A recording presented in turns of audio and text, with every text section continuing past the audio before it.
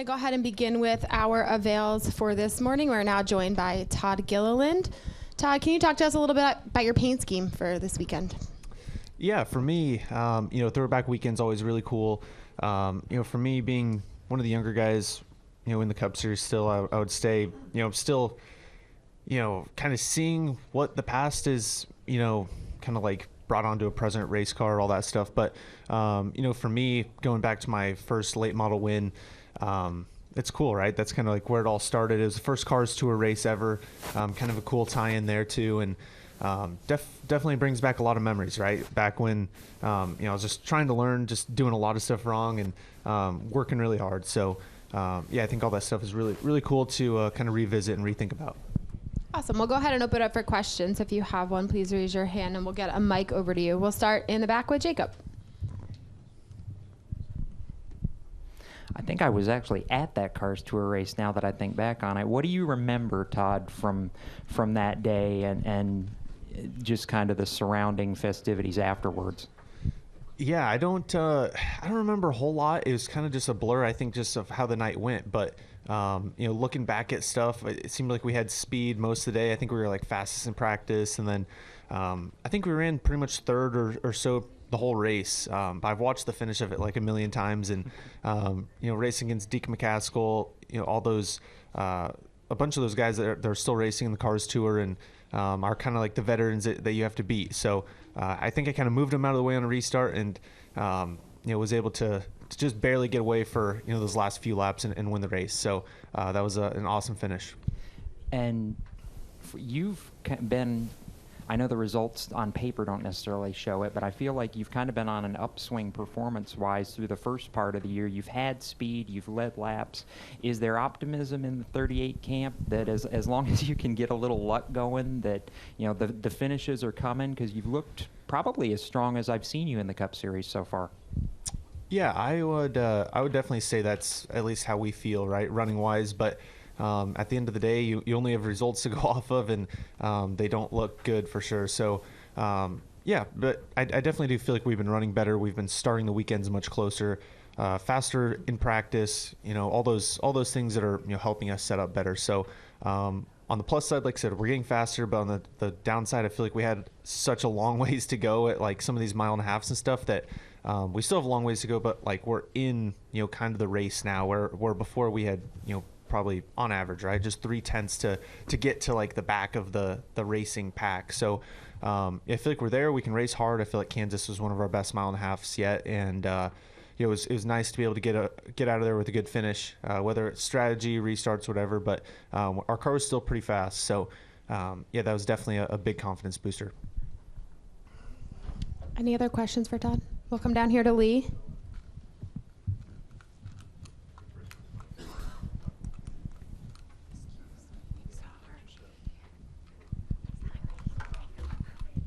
Lee Spencer, Sirius XM NASCAR Radio and Catchfence.com. Can you just talk about whether you're surprised that McDowell left and his contribution to the company? Yeah, definitely, right, two sides of that one. I think part of me is surprised that he's leaving, right? Just because the same as what you guys see, right? He's been there for a long time. He's really built the organization up to where it is today, in my opinion. He's been a huge part of that. So, yes, I am surprised he's leaving, but at the same time, he's been doing so well. You would have to think, right? There's going to be opportunities. So, I'm definitely sad to see him go for sure on the other foot, right? So, just based off how much he does, his leadership within the team. The day he told us was kind of the day he announced it that morning to our whole shop. And, we were talking about it after that. I did some interview where I said, like, hopefully one day I can take the torch of like the leadership deal. And I joked with him. I'm like, I didn't want it to be this soon, dude. You didn't need to leave this early. But, no, he's been such a great teammate to me. And, really, I feel like he's just been an open notebook when he doesn't need to be. So, I really have nothing but great things to say about what he's been to me and been to our race team. And if you're on that 1 year plan as well, where it's just 1 year, how do you build momentum with the team?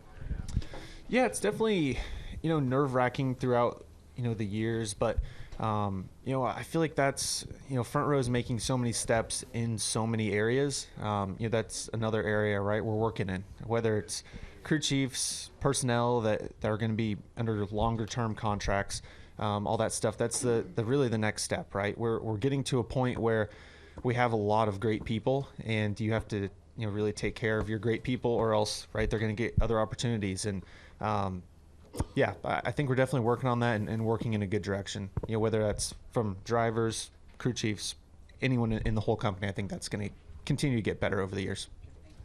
We'll come over here to your right. Hey, Todd, I'm over here. Brendan Clark, Next Star Nation. Just talk about this track racing here, the difference between good and bad, how minuscule it is, not much margin for error there. Yeah, like you said, I feel like I can do 10 laps in a row, feel like I'm doing good, and then like you said, slip up feels like one tire width, and you're just in really bad shape, right? Kind of stuffed in the wall. So to me, it's always a super fun place. You do have to be super technical, super on your game all day. Whether it's today during practice and qualifying, I think qualifying here is one of the craziest things we do. Just even sitting on the end of pit road waiting for your turn to go out, and you see other guys go out. It's like it's unbelievable, kind of like the speed and the throttle that you carry into turn one, up the hill. All you can see is that wall, right, turning right in at you. And it's a lot of commitment, a lot of trust, but also these cars make a lot of grip nowadays, and that's what makes it so much more fun. So I'm excited. Darlington's always a tough place. And then on the flip side, right, like I said, it's one of the most high commitment places, but then after 10 laps, you're just hanging on and trying to baby the thing around here to make it, right, another 40 laps or so. So I think, just the multiple layers to it makes it super fun. We'll come down here to Bob. Bob Pockers, Fox Sports. So you said that you're going to be the new leader at Front Row? No, that's not what I said, Bob. Okay. I hope. All right. I hope so. I don't know. That's definitely the goal for me, for sure. I definitely feel at home at Front Row Motorsports, and they've been nothing but good to me. So we'll see, but that's definitely my plan. Okay, yeah. I just wanted to check. You sound like you're pretty much set to stay. No, yeah. I wish it was all done, but we're working on it, and I'm definitely excited for the future. Are there any other questions for Todd? We'll go back to Jacob.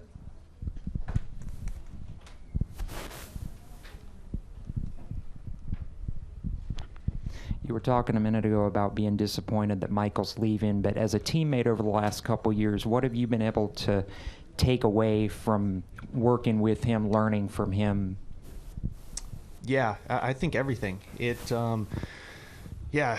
think just like a few moments that, really stick out to me. I think at one of my first next-gen tests, like from the very beginning, I think we were testing Phoenix, and he had tested the whole first day. I hopped in the second day, and we were, relatively fast, and we were laying down some really good laps, but then I spun and kind of nudged into the wall.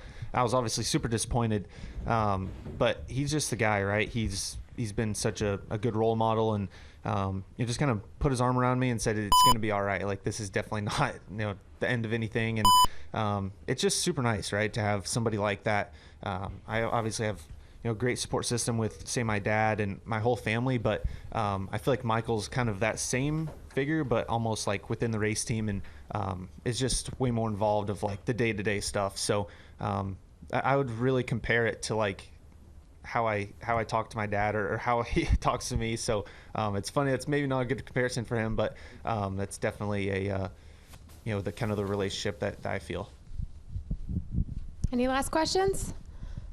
We'll go right over here to the back.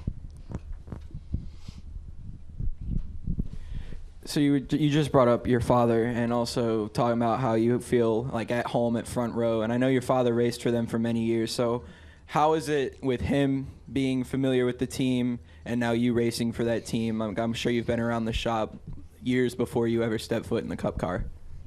Yeah, that's definitely true. I think one of my favorite pictures, there's a picture of me on one of the Front Row pit boxes when I was probably like 12 years old or something like that, right? Just so what you're saying, I've been around the team for a long time, and whether that's a good relationship with Bob Jenkins, the owner, their whole family. It's cool to have, the roots for that, but at the same time, the team has changed dramatically, right? Since my dad was there, it was, they're struggling to even maybe get to the racetrack at times where now we definitely feel like we can be a competitive race team in the Cup Series. So it's changed a lot of ways, but at the same time, like you said, it's definitely great to have a good relationship with the whole team and just kind of building my own building blocks on top of that.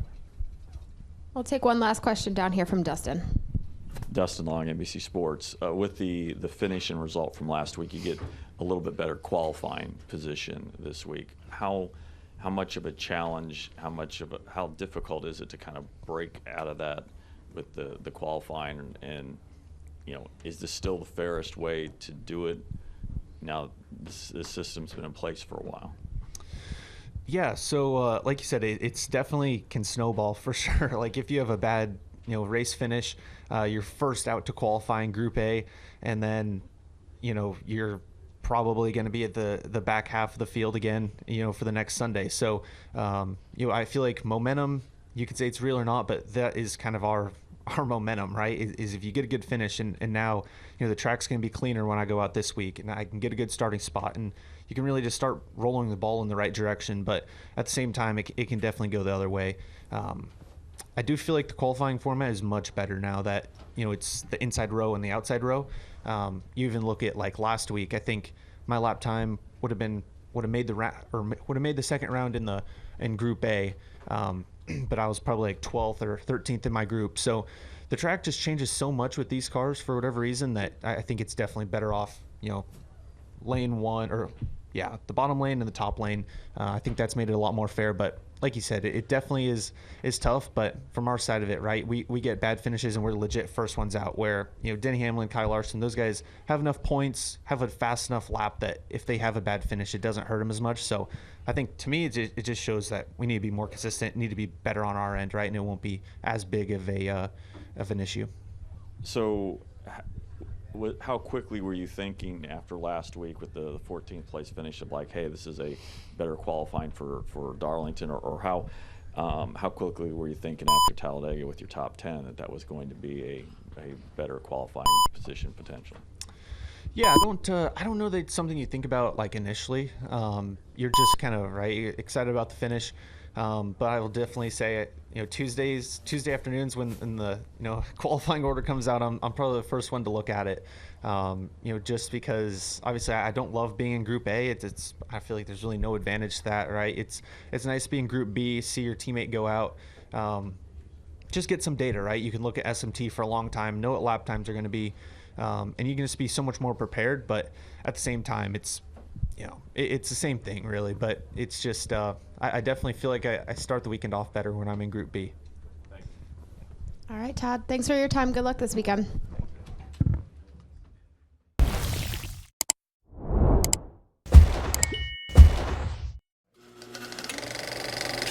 All right, there's the checkered flag. Great job, driver.